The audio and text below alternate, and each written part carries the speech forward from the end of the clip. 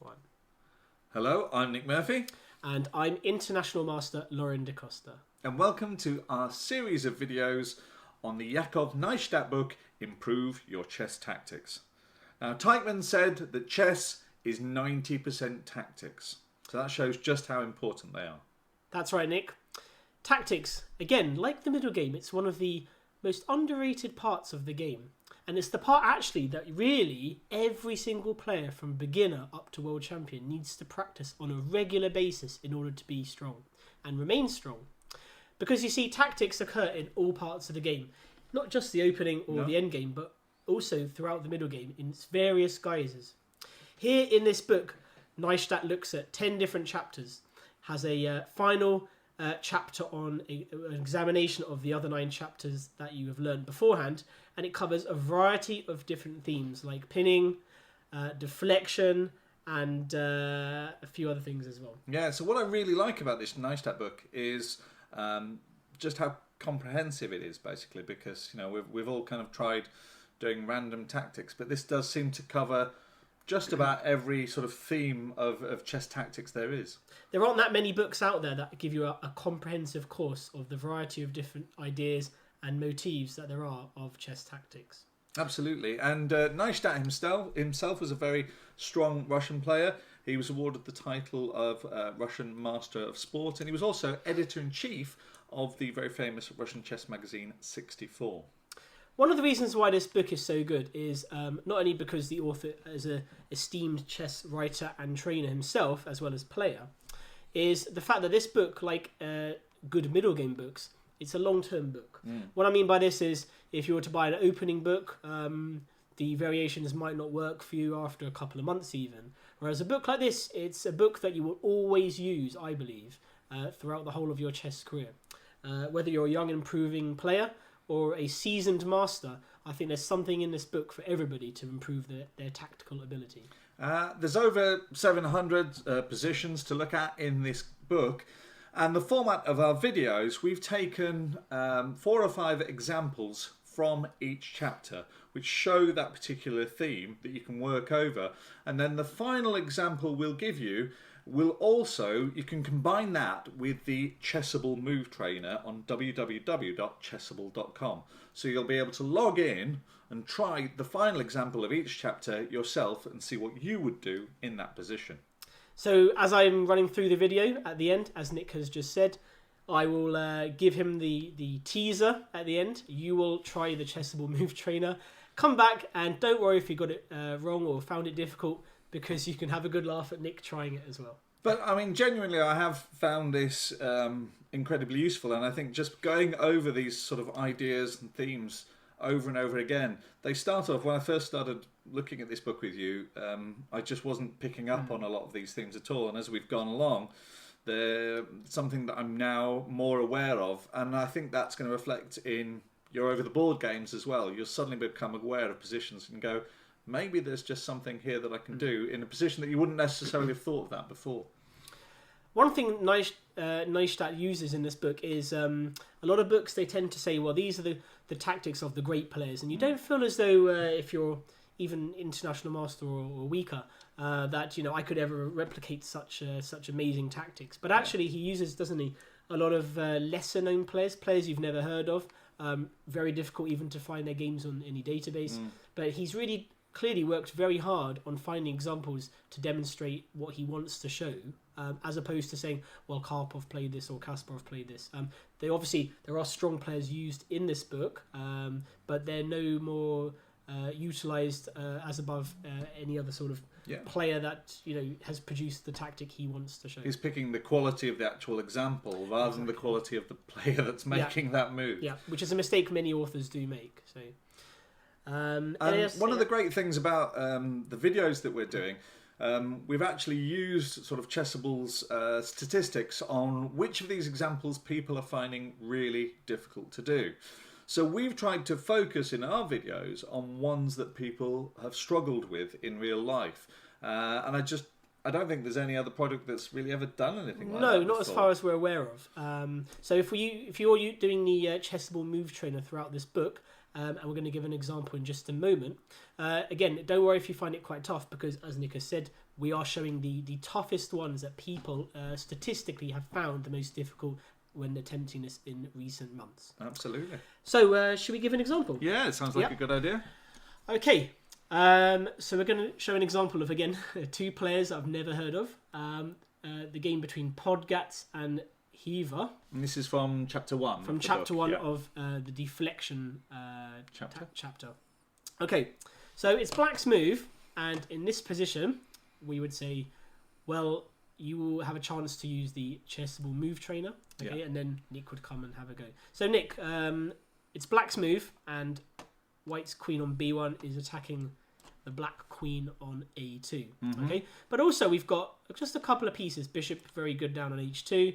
There's the rook down here, and this is where calculation needs to be very careful for Black, because if you get it wrong, well, you could even lose. But there might be something quite sneaky here. So just give us your opinion. Well, the first thing I've noticed is actually, although White has the queen on the rook on the back rank, that Black bishop is pointing on the diagonal going down to h2, and therefore cutting off a potential escape square for the king.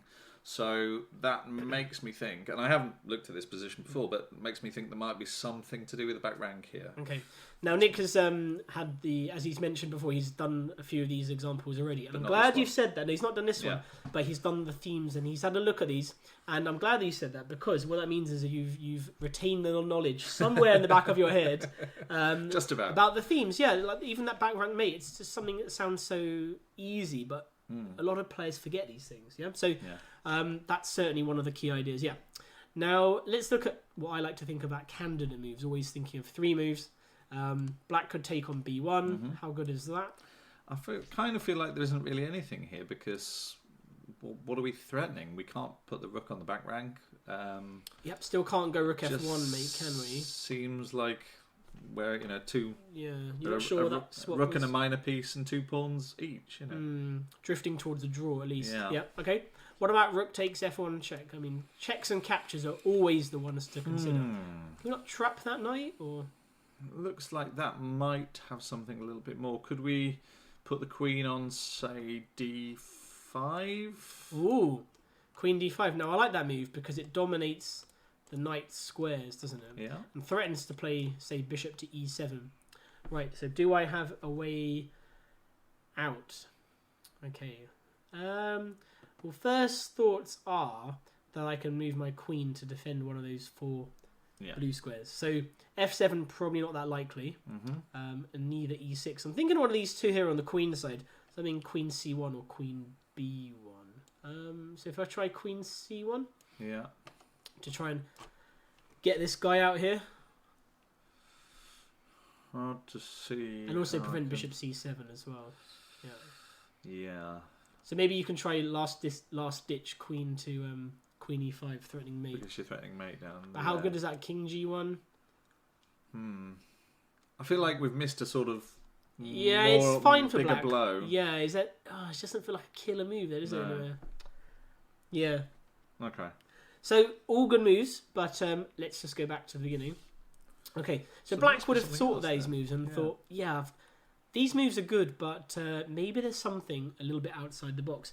If you were to watch all the videos that Nick and I have done for this excellent book, you'll notice that I do mention that now and then. Think of the obvious moves, but then if nothing obvious is coming out to you, nothing that's giving you an advantage, maybe there's something a bit strange here. That is something that, as I said, I struggled with earlier on, kind of finding these moves that you almost subconsciously reject at first glance.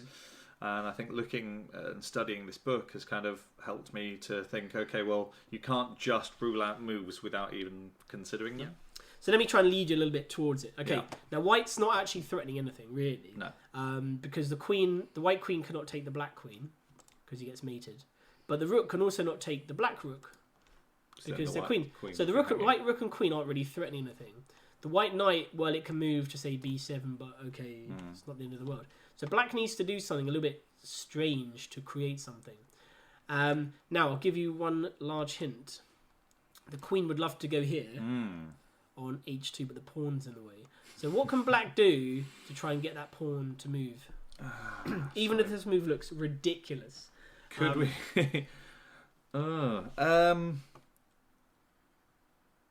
I am struggling here, but I'm not helped by colouring the page with. You are 15 no, colours. but I think I'm seeing it now with your very subtle hints. Is it rook to f3, for instance? Because rook to f3. obviously, if the pawn takes, then you've got mate on h2, and if the rook takes, isn't the queen just hanging then?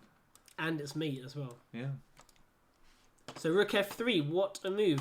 How does even a master come up with such a move? That's very difficult, isn't it? But it what comes looked at first glance like a quite dull position, suddenly is. Then you have this absolute shocker. So so if white plays knight to b7, black can uncork rook takes h3 check. Oh wow! And after king g1, now even here it's not completely obvious what black should do here. And of course, black could still go wrong because I've still got 2 pieces attacked. I really quite like the idea of bishop h2 here. Is that something? But bishop h2 check, king to g1, king to h1. Is there still nothing can't. there? Well, you can move your you bishop, can't move but bishop, you can't. But then the rook can be taken, can't it? Although no, because you'd still be threatening the mate on h2. Although you do have a win here, yeah. It's bishop g3 check. Ah. Still can't take because of the mate on h2. Yeah. So king here, and then the winning move. In fact, I don't think this was mentioned, but because black had many other ways to win as well. Yeah. But what's the winning move for black in? Is it something crazy like queen a7? Yeah, queen a7 check. Yeah. Now, Now, who'd have thought that position would have come up when we first showed rook f before we showed rook f3? One odd way to win when the king's on g1. Yeah. So as you can see, the game might have even drifted to a draw if black wasn't alert and hadn't studied his tactics. But there we go. You see, you can eke out full points from dull positions or take advantage of opportunities when they come by making sure that you practice your tactics often. And often a lot of players and juniors say to me, where do we go for these? We don't really know where to look to find. You say we have to learn tactics, but where actually should we be looking? And I think this book is a very good comprehensive course of the variety of different themes and motifs, as we said. And even within chapters, there's sub-chapters like pins with pinning and decoying and all sorts of things. He says multiple tactics in the same position. So he really gives Nishta a comprehensive overview of tactics and plenty of positions for you, the viewer, to get your teeth stuck into and make yourself a stronger tactical player. And I think this can only improve your game, really. The studying the Neistat book is only going to make you a better chess player. There's kind of no way around that, is there? Yeah. And, a lot of juniors, as I say, they don't like to sit down with a book and painstakingly go through it. And I think this Chessable Move Trainer is a great way to do the tactics because you're combining the excellent book written many years ago by an author such as Nishtat and combining it with the current flavour of practicing online. You can do it in bite-sized chunks much easier than doing it necessarily just by a book. And of course you could have just used the book, but I strongly believe, and I believe you do, Nick, as well, that this Chessable Move Trainer lends itself to a book such as the Improve Your Chess Tactics Absolutely, by Nishtat. So having gone through this book, I could see you improve. Yeah.